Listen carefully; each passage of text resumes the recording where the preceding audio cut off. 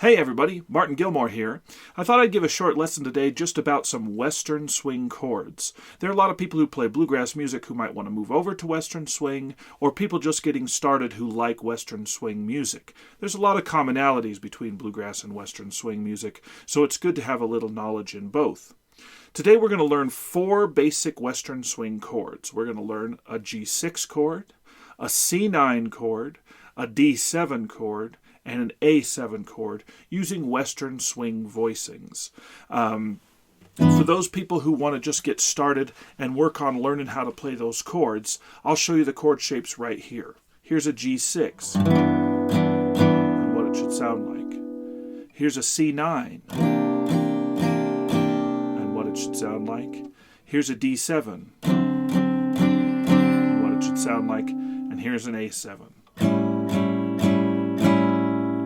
Sound like.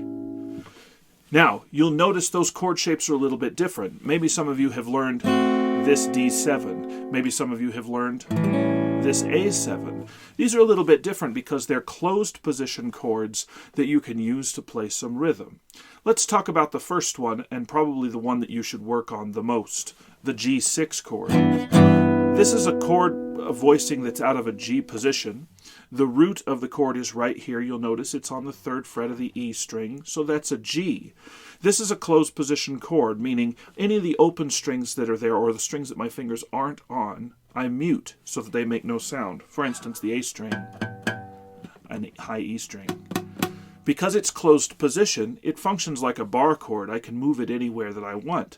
So I'm going to teach you a G6 chord, but if you want to play an A6 chord, you take this same chord shape, move it up 2 frets to where this root note is an A, and it's an A6. 1 fret up, it's a B flat 6. 1 fret up, it's a B6. 1 fret up, a C6, and so on. Likewise, the C9 chord is the same way. I mute the low E string, I bar the top 3 strings with my ring finger, and it's a closed position chord. The root is right here, so this is the 3rd fret of the A string, which makes it a C. If I move it up 2 frets, it's a D. If I move it up 2 more frets, it's an E, and so on. Some of these chords are a little bit different shapes. So like this A7 chord is also out of a G position, so the root is in the same place as the G6. So this is an A7, but if I moved it down 2 frets and used this shape, it would be a G7 right here. So those are some things to pay attention to. Let's talk about the voicing. Now you can see that I've put the charts up so that you could follow along, but let's talk about the fingering of these charts, because sometimes it's difficult to tell from a chord chart where your fingers should be. This chord, I use my middle finger for the low G on the low E string. My first finger is on the 2nd fret of the D string, which gives me an E note. My ring finger is on the 3rd fret of the B string, which gives me a D note. And then my pinky finger is on the 4th fret of the G string, which gives me a B note. Now the chord degrees, or the scale degrees, would be the root note here on your middle finger, the 5th on your ring finger, the 3rd here on your pinky finger, and then the 6th. The 6th step of the scale is here with your first finger. So you can move those around and those scale degrees will be the same.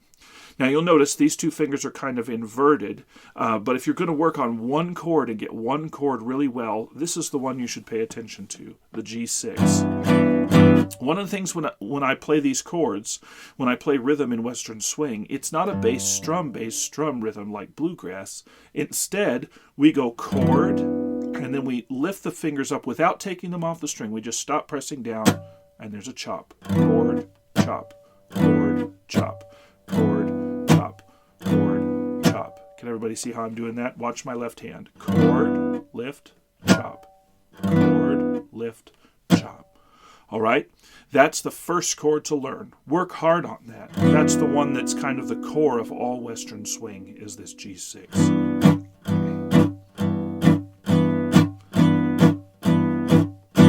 All right, the next chord is a C9. All right, just like the G chord, G6 chord, it's a closed position chord. My middle finger again plays the root, so I have a root note here, the C. My first finger is on the second fret of the D string, which is the E note, so that's the third. You have your ring finger bars the top three strings. So the ring finger covers three notes.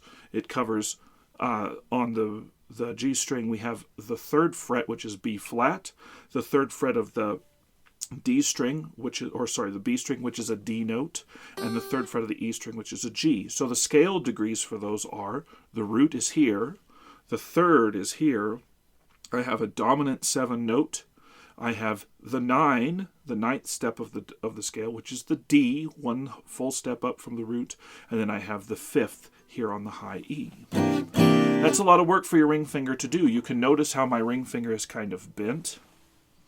Some people really struggle with that. So if you can't do this bend thing with your ring finger, you can use your ring finger and your pinky finger and play the third fret of the G string and the third fret of the B string and get most of the chord, and then you just mute the high E.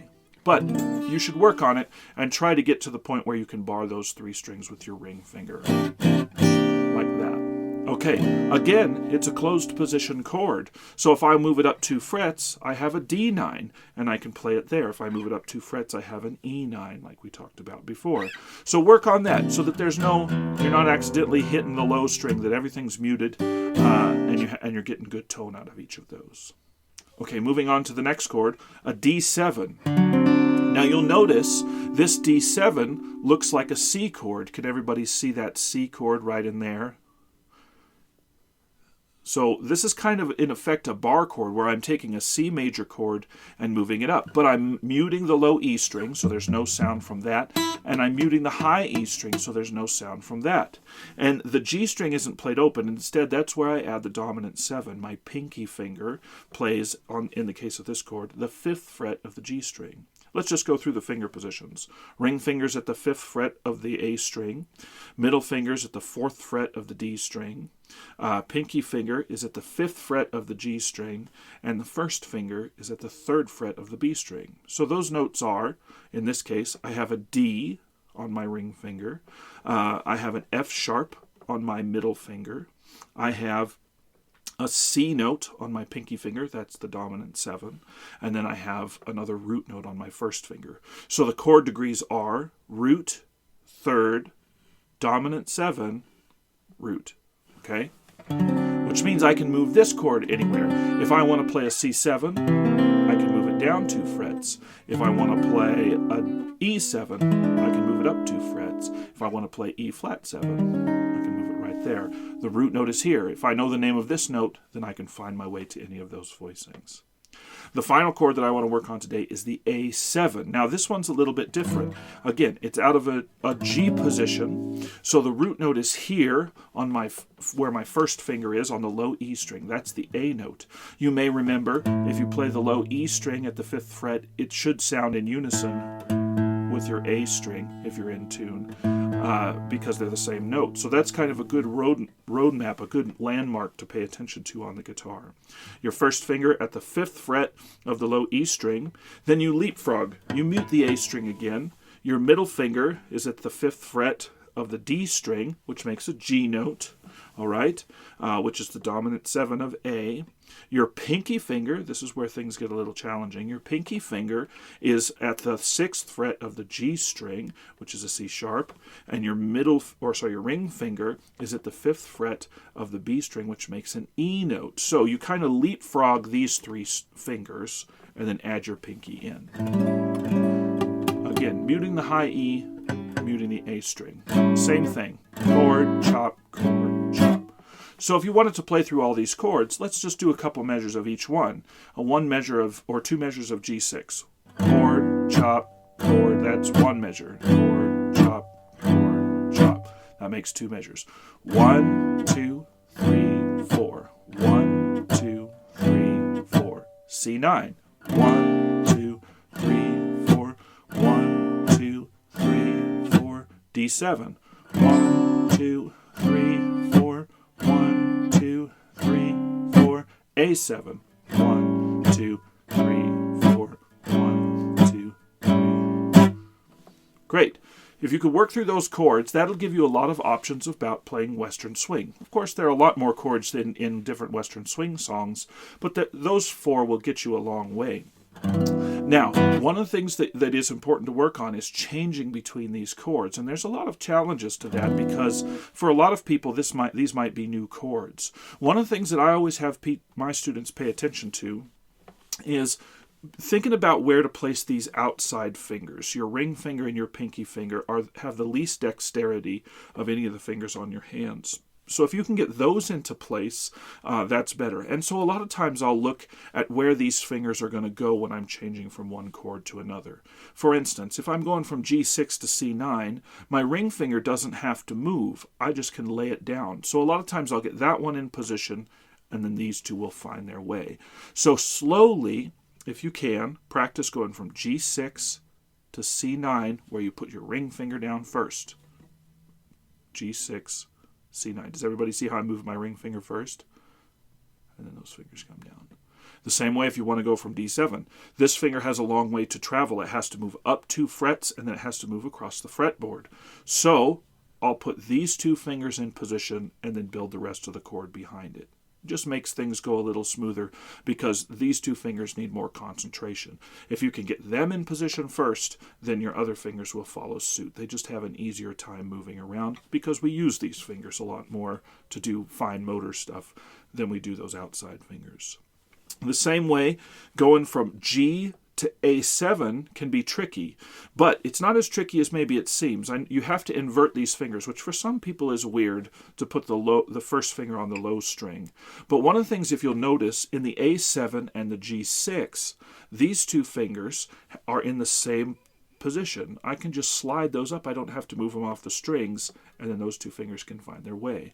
So rather than changing from G6, taking your whole hand off the fingerboard and starting all over again to create the A7, instead, if you have to go from G to A7, slide those 2 fingers up on the string and then put those fingers down. So you're not having to start from scratch every time. You're looking at the direction that you're moving from one chord to another. You should learn with these 4 chords how to change to each of the other chords from each chord. So practice going from G to C9, G to C9. Go from G6 to D7, G6 to D7. Go from C9 to D7, C9 to D7. Go from G to A, G to A7, C9 to A7, C9 to A7, D7 to A7, D7 to A7, etc. until you can do it without having to think about it. It's slow, it takes time, and you really have to think about your finger positions. But once you get it, there's a lot of different colors and textures you can add to a swing song by learning those chords. Likewise, if you want to switch around and play a C9 up to a D9 and a D9 essentially function the same way. So you can replace any D7 with a D9. If it's easier just to go from C9 and slide up 2 frets, that's great. If you want to play a C7 and slide up 2 frets, that's great. That gives you some different textures and things to play with. Depending on what I'm doing, I might choose to use one of those different voicings and just slide back and forth. Sometimes that's a good way of changing things up. But a C9 and a C7, a D9 and a D7 basically have the same functionality within a song.